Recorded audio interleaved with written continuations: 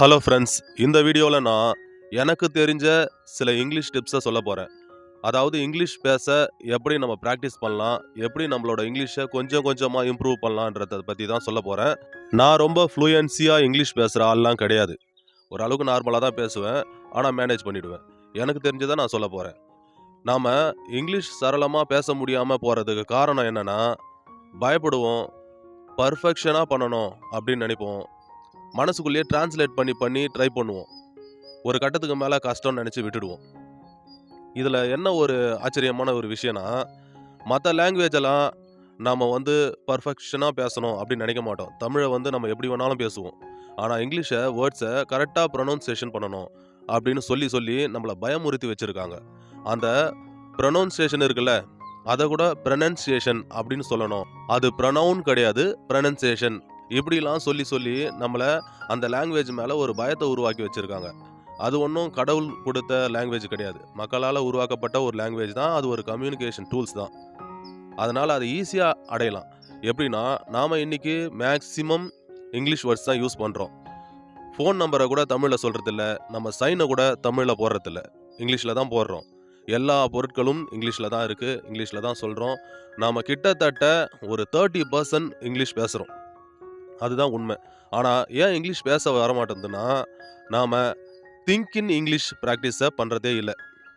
அதுவும் இல்லாத மனசுக்குள்ளே ஒரு வார்த்தையை அப்படியே டிரான்ஸ்லேட் பண்ண ட்ரை பண்ணுவோம். இதெல்லாம் நம்ம குறைச்சிக்கிட்டாலே இங்கிலீஷை சரளமாக பேசலாம். 1 2 3 சில சின்ன சின்ன வேர்ட்ஸு இதெல்லாம் சொல்லி சொல்லி நம்ம ப்ராக்டிஸ் பண்ணணும். கன்வர்சேஷனில் மற்றவங்ககிட்ட தமிழில் பேசும்போதும் சரி, சின்ன சின்ன இங்கிலீஷ் வேர்ட்ஸை ட்ரை பண்ணிக்கிட்டே இருக்கணும்.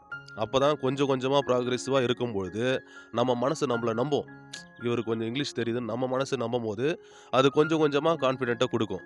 திடீர்னு சரளமாலாம் நம்மளால் பேச முடியாது. நம்ம என்ன தான் வொகாபுலரி சென்டென்சஸ் மனப்பாடம் பண்ணி ட்ரை பண்ணால் கூட நமக்குள்ள இன்னர் அந்த லோயர் கான்ஃபிடென்ட் இருக்குல்ல, அது நம்மளை வளர விடாமல் தடுத்துரும். அதை கொஞ்சம் தைரியம் கொடுத்து வளர வைக்கணும். கான்ஃபிடென்ஸை பில்டு பண்ணணும். அதுக்கு என்ன பண்ணணும்னா, திங்க் இன் இங்கிலீஷ் ப்ராக்டிஸ். நம்ம ஃப்ரீயாக இருக்கும்பொழுது, ட்ராவலிங்கில் இருக்கும்பொழுது, எதையாச்சும் ஒரு விஷயத்தை யோசிச்சுட்டே இருப்போம். அதை இங்கிலீஷில் யோசிக்க ட்ரை பண்ணணும். அங்கே நம்ம பர்ஃபெக்ஷன், கிராமர் இதிலெல்லாம் ஃபோக்கஸ் பண்ணவே கூடாது. ப்ராக்டிஸில் தான் ஃபோக்கஸ் பண்ணணும். Practice and consistency. தொடர்ச்சியாக ஒரு விஷயத்தை பண்ணிட்டு வரும்பொழுது தான் அது ஒரு குறிப்பிட்ட காலகட்டத்துக்கு அப்புறம் காம்பவுண்ட் ஆகும். எந்த ஒரு விஷயமா இருக்கட்டும், நம்ம ஜிம்முக்கு போகிறோம். ஃபஸ்ட்டு நாள் நம்ம எப்படி உடம்பு இருக்குது, அதுவே ஒரு 3 வருஷம் கழித்து உடம்பு எப்படி இருக்குது.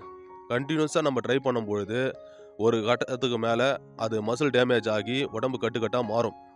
அது வரைக்கும் அந்த டெவலப்மெண்ட் தெரியாது. அதே மாதிரி தான் இங்கிலீஷும். நாம் சின்ன சின்ன வேர்ட்ஸ்லேருந்து ஆரம்பிப்போம், சின்ன சின்ன சென்டென்சஸ்லேருந்து ஆரம்பிப்போம், சின்ன சின்ன ப்ராக்டிஸ்லேருந்து ஆரம்பிப்போம். ஒரு உதாரணத்துக்கு, ஒரு குழந்தை பிறக்கும் பொழுது அது எந்த லாங்குவேஜும் பேசாது. ஃபஸ்ட்டு அழும், அதுக்கப்புறம் அம்மானு சொல்லும், அதுக்கப்புறம் அப்பான்னு சொல்லும், சின்ன சின்ன வார்த்தை யூஸ் பண்ணும், தப்பு தப்பாக கிராமர் யூஸ் பண்ணும். ஒரு உதாரணத்துக்கு, மாமா நீங்கள் நாளைக்கு வந்தீங்க அப்படின்னு சொல்லும். நாளைக்கு வருவீங்கன்னு சொல்லணும், ஆனால் நாளைக்கு வந்தீங்க அப்படின்னு சொல்லும். ஆனால் ஒரு 2 வருஷம் கழித்து பார்த்தீங்கன்னா நல்லாவே தமிழ் பேசும். இதுக்கு கிராமர் தெரியாது, அதுக்கு எப்படி ப்ரொனவுன்சியேஷன் பண்ணணும் அதெல்லாம் தெரியாது. அந்த உச்சரிப்பு அதை பற்றிலாம் கவலையப்படாது அந்த குழந்தை. ஏன்னா அதுக்கு தெரியாது. பேசி பேசி ப்ராக்டிஸ் பண்ணி அது அந்த லாங்குவேஜை கற்றுக்குது. அதே மாதிரி தான் நம்ம பேசி பேசி சின்ன சின்னதாக ட்ரை பண்ணாலே வந்துடும். அதுதான் ஈஸியான வே, அதுதான் எஃபெக்டிவான வே. அதை விட்டுட்டு நம்ம இருக்கிற கிராமர் என்னென்ன இருக்குது, இவ்வளோ வேர்ட்ஸ் இருக்கா, இத்தனை லட்சம் வேர்ட்ஸ் இருக்கா, இதை கரெக்டாக பேசணும், இல்லைனா அவமானப்படுத்திடுவாங்க, இங்கிலீஷ் தப்பாக பேசினா தப்பாக நினச்சிப்பாங்க, இப்படி சொல்லி சொல்லி சொல்லி நமக்குள்ளே பயங்கரமான ஒரு பயத்தை உருவாக்கி வச்சுருக்கோம். அந்த பயத்தை பிளாஸ்ட் பண்ணணும். அப்போ தான் நம்ம இங்கிலீஷை லேர்ன் பண்ண முடியும். கிட்டத்தட்ட சில பேர் என்ன பண்ணுவாங்கன்னா, ஃபாஸ்ட்டாக ட்ரை பண்ணுவாங்க ஆரம்பத்திலேயே. அந்த ஃபாஸ்ட்டு தேவையே இல்லை. Fluency comes after clarity. அதாவது நம்ம தெளிவாக பேச ட்ரை பண்ணும்பொழுது தான் அந்த ஃப்ளூயன்சி வரும். ஃபாஸ்ட்டாக பேசுகிறதுனால ஃப்ளூயன்சி வந்துடும் நினைக்கிறாங்க. ஃபாஸ்ட்டுக்கும் ஃப்ளூயன்சிக்கும் சம்மந்தமே இல்லை. நம்ம பேசுகிறது மற்றவங்களுக்கு கிளியராக புரியணும். இன்னும் நம்ம சிம்பிளாக சொன்னால், நம்மளுக்கு ஹிந்தி தெரியாது, ஆனால் ஹிந்திக்காரங்கிட்ட ஏதாச்சும் சொல்லி நமக்கான ஒரு விஷயத்த நம்ம அடைஞ்சிடறோம். சில பேர் அந்த கரோ வச்சு நம்ம முடிச்சிருவோம் ஹிந்தியை. 1 வேர்டை வச்சு ஒரு ஹிந்தியை ஒரு லாங்குவேஜை நம்ம கம்யூனிகேட் பண்ண முடியும் போது நமக்கு நிறைய இங்கிலீஷ் வேர்ட்ஸ் தெரியும். இன்னும் நம்மளால் ஏன் இங்கிலீஷ் கற்றுக்க முடியல? அதுக்கு காரணம் பயம். அந்த பயத்த தூக்கி எறியணும். சின்ன சின்னதா பிராக்டிஸ் பண்ணணும். இந்த மாதிரி ஈஸியான வழிகள விட்டுட்டு, நெறைய வீடியோஸு, பிடிஎஃப், ஃபோட்டோஸு நெறைய இங்கிலீஷ் சம்மந்தப்பட்ட ஃபைல்ஸா டவுன்லோட் பண்ணி நம்மளோட மொபைல் மெமரிய ஃபுல் பண்ணிடுறோம். ஆனா, ஒரு டைம் கூட அத எடுத்து பார்க்க மாட்டோம். ஏன்னா, மெட்டீரியல்ஸ் நெறைய இருக்குன்னு நம்மளுக்கு நல்லா தெரியும். நம்மளுக்கு நேரமும் கிடையாது. அதனால டவுன்லோட் பண்ணாதீங்க. ஃபோன் மெமரிய ஃபுல் பண்ணாதீங்க. உங்க பிரெயின்ல இங்கிலீஷ் பத்தின புரிதல இம்ப்ரூவ் பண்ணுங்க. நெறைய மெட்டீரியல்ஸ மண்டைக்குள்ள சேருங்க. ஃபோன்ல வேணாம். இன்னைக்கு இங்கிலீஷ்ன்றது ரொம்ப முக்கியமான லாங்குவேஜ். எல்லாருமே இங்கிலீஷ் பேச ஆரம்பிச்சுட்டாங்க. ஒரு பிசினஸா இருக்கட்டும், எஜுகேஷனா இருக்கட்டும், வேர்ல்டு வைடு கம்யூனிகேஷனா இருக்கட்டும், எல்லாத்துலயும் இன்னைக்கு இங்கிலீஷ் தான். அத கத்துக் குடுக்குற பிளாட்ஃபார்மும் ரொம்ப அதிகமாயிடுச்சு. இன்னைக்கு ChatGPT கிட்ட நீங்க எவ்வளோ வேணாலும் பேசலாம். உங்க ஃப்ரெண்ட்ஸ் கிட்ட பேசலாம். உங்க அஃபிஷியலா பேசலாம். இந்த கம்யூனிகேஷன் பிராக்டிஸ்ன்றது ஈஸியா பண்ணலாம். இன்னைக்கு எல்லாமே நம்மளுக்கு சாதகமா தான் இருக்கு. அப்படி இருக்கும்பொழுதும் நமக்கு இம்ப்ரூவ் பண்ணலன்னா, அது ஃபால்ட் நம்ம மேல. எது சரியான வழி, எது எஃபெக்டிவான வழின்றத தேர்ந்தெடுத்து, அதுல போனா தான் நமக்கு வேண்டியது கிடைக்கும். நீங்க பொதுவா என்னென்ன விஷயங்கள்ல சந்தோஷமா இருப்பீங்களோ, அந்தந்த விஷயங்களோட இங்கிலீஷ மிங்கிள் பண்ணிக்கங்க. ஒரு உதாரணத்திற்கு, இந்த மாதிரி வீடியோலாம் நான் பார்ப்பேன் அப்படின்னா, அந்த வீடியோவ இங்கிலீஷ்ல பாருங்க. இந்த மாதிரி விஷயங்கள நான் யோசிப்பேன் அப்படின்னும்பொழுது, அந்த விஷயத்த இங்கிலீஷ்ல யோசிங்க.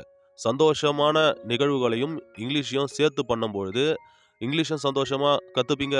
உங்களுக்கு வந்து ஒரு சாட்டிஸ்ஃபேக்ஷனும் கிடைக்கும்.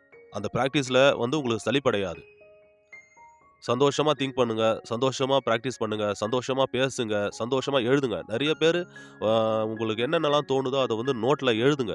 பிராக்டிஸ் பண்ணுங்க. அப்படி பண்ணும்பொழுது உங்களுக்கு நல்ல ஒரு பெட்டர் கம்யூனிகேஷன் கிடைக்கும். நான் மறுபடியும் சொல்றேன். பிராக்டிஸ் தான் எல்லாமே. சித்திரமும் கைப்பழக்கம், செந்தமிழும் நாவழக்கம். நம்மளோட தாய்மொழிய நம்ம நாவழக்கத்துக்கு கொண்டு வந்தா தான் அத நம்ம பேச முடியும். பிராக்டிஸ் பண்ணா தான் நம்ம தாய்மொழிய கூட நம்ம ஃப்ளூயன்ஸியா பேச முடியும். அப்படின்னும் பொழுது, ஒரு அந்நிய மொழியான ஆங்கிலத்த எவ்வளவு பிராக்டிஸ் பண்ணணும்? டெய்லி 10 மினிட்ஸ் உட்காந்து, அன்னைக்கு ஃபுல்லா என்னலாம் நடந்துச்சுன்றத ஒரு பேப்பர்ல எழுதுங்க. இங்கிலீஷ்லயே எழுதுங்க. ஒரு வார்த்தை கூட தமிழ் கலக்கக்கூடாது. கிராமர் மிஸ்டேக் ஆனாலும் பரவால்ல. எழுதுங்க. ஒரு 10 நிமிஷம் யோசிச்சு பாருங்க. இங்கிலீஷ்லயே யோசிங்க.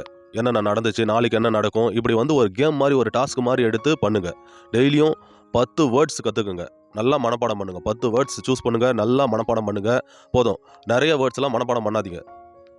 கொஞ்சம் கொஞ்சமா டெய்லியும் 10, 10, 10 படிக்கும்போது 3650 வேர்டுக்கு மேல நம்ம மனப்பாடம் பண்ணி இருப்போம். இதுதான் கன்சிஸ்டன்சி. இதுதான் காம்பவுண்ட் எஃபெக்ட். சிறு துளி பெருவெள்ளம். இந்த கான்செப்ட்ல தான் நம்ம இங்கிலீஷ் கத்துக்க போறோம். இப்படி தான் நம்ம பிராக்டிஸ் பண்ண போறோம். அத விட்டுட்டு நெறைய மெட்டீரியல்ஸ் வேண்டாம். நெறைய பயமும் வேண்டாம். நெறைய பெர்ஃபெக்ஷனும் வேண்டாம். பிராக்டிஸ் தான் வேண்டும். அதனால நெறைய பிராக்டிஸ் பண்ணுங்க. சந்தோஷமா படிங்க. சந்தோஷமா லேர்ன் பண்ணுங்க. கன்வர்சேஷனும் மத்தவங்க கிட்ட பேசும்போது கான்ஃபிடென்ட்டா, சந்தோஷமா பேசுங்க. மத்தவங்களோட ஒப்பீனியன பத்தி கவலைப்படாதீங்க. இந்த பதிவு உங்களுக்கு புடிச்சிருந்ததுன்னா லைக் பண்ணுங்க. நன்றி.